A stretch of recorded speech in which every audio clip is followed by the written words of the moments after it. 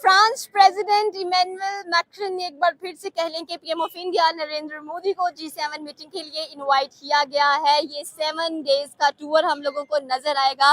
पहले फ्रांस के अंदर G7 मीटिंग अटेंड की जाएगी, फिर स्लोवाकिया रिपब्लिक के अंदर कह लें कि जो नरेंद्र मोदी हैं जाएंगे और एयरपोर्ट पर एक ग्रेट ग्रैंड वेलकम मिल चुका है पीएम ऑफ इंडिया को। और स्पेशली अगर देखा जाए ये जो G7 की मीटिंग है इसमें 7 कंट्रीज इन्वॉल्व होती हुई दिखाई देती हैं, जिसमें हमारे पास जर्मनी, इटली, फ्रांस, उसके बाद United states of America, United kingdom and specially European union शामिल होती है। इस G7 मीटिंग के अंदर अगर देखा जाए तो जाहिर सी बात है इंडिया और फ्रांस की जो दोस्ती है वो बहुत ज्यादा गहरी होती हुई दिखाई दे रही है हम लोगों को। And most importantly economically and cultural linkage discuss किया जाएगा। हमारे पाकिस्तानी अच्छा ठीक है।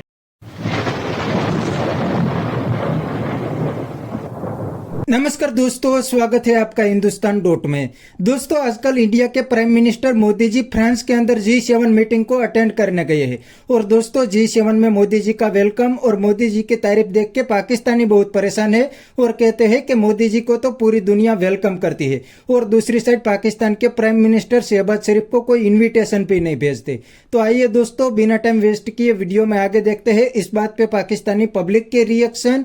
अगर आप नहीं है तो पहले चैनल को सब्सक्राइब कर लीजिए और वीडियो को अंत तक देखें। मौजूद है, इनसे पूछेंगे कि इंडिया हालांकि पार्ट नहीं है G7 मीटिंग का, बट स्टिल इतने कह लें कि धुरंधर तरीके से उनको वेलकम किया गया है, उनको इनवाइट किया गया है, उनके साथ मशवरे किए गए हैं, बायलैटरल टॉक्स की जाएंगी। एंड मोस्ट इंपोर्टेंटली अभी दुनिया के अंदर सबसे बड़ा इवेंट फीफा वर्ल्ड कप हम लोगों को दिखाई दे रहा है और इंडियन फ्लैग नहीं वहां पर मौजूद। क्या कहना चाहते हैं कि 1.5 बिलियन की आबादी, इकोनॉमिकली इतनी ग्रूम कंट्री, और स्पेशली अगर देखा जाए तो हर कंट्री, हर नेशन का फ्लैग वहां पर था पर इंडिया का फ्लैग नहीं था। इसमें ये बहुत कंट्रोवर्सी कह लें कि हमें इंटरनेट पर नजर आ रही है। हमारे साथ पाकिस्तानी वहाँ मौजूद है। पहले तो उनसे पूछेंगे कि मैम, पीएम ऑफ इंडिया को एक बार फिर से G7 मीटिंग के लिए इनवाइट किया गया है। कल्चरल टॉक्स हैं, इकोनॉमिकली टॉक्स हैं, बायलैटरल टॉक्स हैं, स्पेशली ट्रेड को बूस्ट करने के लिए जहाँ पर भी वो जाते हैं अपना एक नाम करके आते हैं। बिल्कुल सही बात है। आपने G7 का बताया कि उसका इंडिया हिस्सा भी नहीं है, फिर भी इंडिया को इनवाइट किया जा रहा है। सबसे पहली चीज तो अगर हम कुछ दिन पहले ही देखें तो मार्को रूबियो आए थे इंडिया और उन्होंने इंडिया जो प्राइम मिनिस्टर है उनको अमेरिका इनवाइट किया था। अब अमेरिका खुद इनवाइट कर रहा है किसी को, बहुत बड़ी बात है। कंट्रीज तरसती हैं कि भाई इस तरह की कोई न्यूज आए और फिर हम उसे पब्लिक करें और उसको फिर कैश करें और फिर तारीफें बटोरें अपनी आवाम की। लेकिन इंडिया ये सारी चीजें एफर्टलेसली जो है वो अचीव कर रहा है। लेकिन एफर्ट अगर वो किसी चीज पे डाला है तो वो उनकी आवाम है, वो उनकी इकोनॉमी है, वो उनकी कंट्री की टेक्नोलॉजी है, जिसकी वजह से ये सारी चीजें जो है वो इनवाइट हो रही है। अभी अगर बात की जाए जैसे फ्रांस है, फ्रांस ने तारीफ की है, उन्होंने ये अभी इनोवेट्स के नाम से हो रही है एक कॉन्फ्रेंस, समिट हो रही है सॉरी, ये मुंबई में भारत और फ्रांस ने मिलके इसको काम स्टार्ट किया था।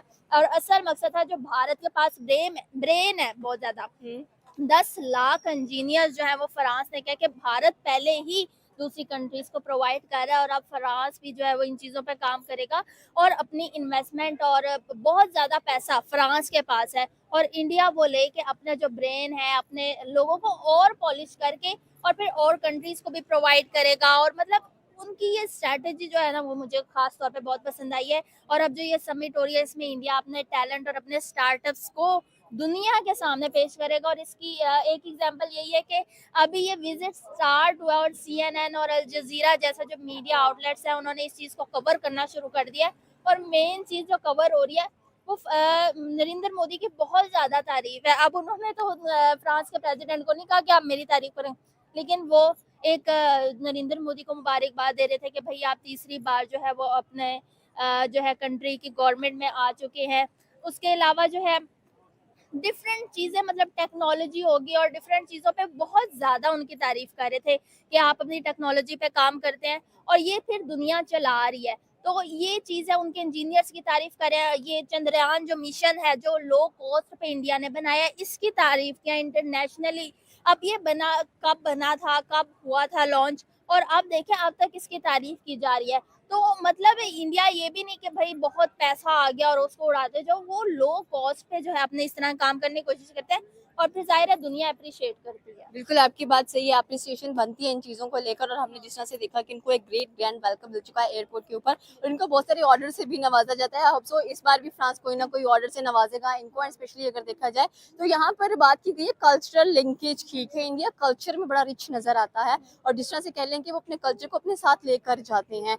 जो उनका एक ट्रेडिशनल ड्रेस है उसको जरूर फॉलो करते हैं और उसी में ही नजर आते हैं। हाँ बिल्कुल सही बात है। अच्छा, नरेंद्र मोदी को हमने कभी भी उनके वो स्पेसिफिक कोर्ट और उसके अलावा किसी भी चीज में देखा, चाहे वो यूएई का विजिट कर रहे हो, चाहे वो कतर का विजिट कर रहे हो, कल्चर बाकी में जो है बहुत ज्यादा जो है वो करते हैं, प्रमोट करते हैं। और जहाँ भी विजिट के लिए जाते हैं आगे भी जो है उनकी भारतीय जो आवाम है वो उनके उसके लिए खड़ी होती है। और फ्रांस में जो गए थे वो कथा होती है क्या, वो एक उनका कल्चरल हाँ, कथक डांस दिखाते हैं। हाँ बिल्कुल यही बात है। अब वो फ्रांस जैसी कंट्री का विजिट था तो उन्हें पता था कि भाई ये चीज इंटरनेशनल, यानी अब वहाँ भी वो अपना कल्चर प्रमोट कर रहे हैं, फ्रांस का नहीं कर रहे, अपना कर रहे हैं। इस चीज को बहुत ज्यादा इम्पोर्टेंस देते हैं और फिर उनकी आवाम जो है वो इस चीज से बहुत ज्यादा जुड़ी हुई है। और इंडियंस भी जो है वो पूरी रूट्स नहीं छोड़ते। बिल्कुल यही बात है। और पूरी दुनिया में भी बहुत ज्यादा इंडियंस है, तो अगर इंडियंस के वो इमोशंस का या कल्चर का एहतराम करेंगे, दूसरी कंट्रीज को भी पता है, तो उनके लिए उतना ही बेहतर होगा। हमने भी फीफा की भी बात की थी, दुनिया के अंदर वन ऑफ द बिगेस्ट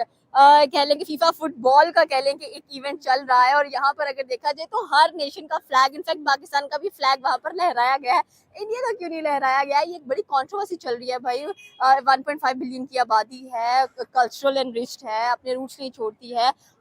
तो अलीना क्या कहना चाहते हैं? हमने पहले भी बात की कि भाई इंडिया का झंडा नहीं लहराया गया फीफा वर्ल्ड कप के अंदर, और इतनी बड़ी आबादी वाले लोग और इतनी बड़ी इकोनॉमी वाले लोग, लेकिन स्टिल इस बार फीफा मुझे लगे कि सोच के आया था कि मैंने कोई दुश्मनी गाड़ दी है इंडिया के साथ। बिल्कुल यही बात है। अच्छा, इस समझ वाकई समझ से बाहर है, जहाँ बड़ी बड़ी कंट्रीज अमेरिका, फ्रांस वगैरह इंडिया को पाकिस्तान का लहरा दिया है। हाँ यही बात। अच्छा, एक चीज आपका कंपटीशन भी आप देखते हैं किसी कंट्री को। अब इंडिया एआई समिट कर रहा है, बड़ी बड़ी कंट्रीज उधर जा रही हैं, बड़ी बड़ी कंट्रीज उन्हें इनवाइट कर रही है। मुझे लगता है कोई पर्सनल ग्रज है या क्या चीज है जो वो इंडिया को इस तरह रिप्रेजेंट ही करना चाह रहे हैं। अगर ये कहा जाए कि भाई इंडिया एक कोई छोटी कंट्री है फिर भी शायद मान लिया जाता, लेकिन आपने कल्चर की बात की थी, वो फ्रांस से किस तरह से उन्हें इनवाइट किया है, और मतलब करना चाहिए। बहुत बड़ी कंट्री है इंडिया, और खास तौर पे इंडियंस जब आपकी कंट्री में, अमेरिका में 40% लेबर इंडियंस का है, फ्रांस जो है वो पहले ही 20,000 आई थिंक इंडियंस से उधर अब वो तादाद बढ़ा के 30,000 करने जा रहे हैं। ये बड़ी अच्छी बात कही आप।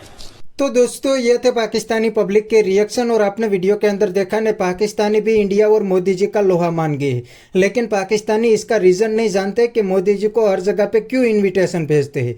आज मोदी जी G7 की मीटिंग अटेंड कर रहे हैं, तो कुछ दिन बाद मोदी जी ब्रिक्स की मीटिंग अटेंड करेंगे। तो इसका रीज़न पाकिस्तानियों को नहीं पता, और रीज़न है इंडिया की इकोनॉमी। आज इंडिया की इकोनॉमी दुनिया की 4th लार्जेस्ट इकोनॉमी बन गई है। इतना ही नहीं, दुनिया की फास्टेस्ट ग्रोइंग इकोनॉमी भी है। इसीलिए दुनिया की कोई भी कंट्री आज इंडिया को इग्नोर करना नहीं चाहती।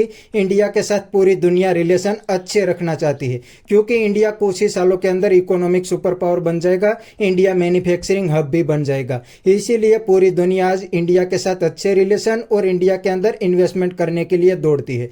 और दूसरी साइड पाकिस्तान का हाल क्या है? पाकिस्तान की पूरी इकोनॉमी बर्बाद हो गई है। पूरी दुनिया को दिख रहा है कि पाकिस्तान कुछ ही सालों के अंदर डूब सकता है, पाकिस्तान की पूरी इकोनॉमी बैंकक्रप्ट हो सकती है, क्योंकि काफ़ी सालों से पाकिस्तान की पूरी इकोनॉमी लोन पे तो चलती है। तो बस दोस्तों आज के वीडियो में इतना ही। अगर आपको ये वीडियो पसंद आई है तो वीडियो को लाइक शेयर कर दीजिए और चैनल को सब्सक्राइब करना मत भूलिए। थैंक यू, मिलते हैं नेक्स्ट वीडियो में।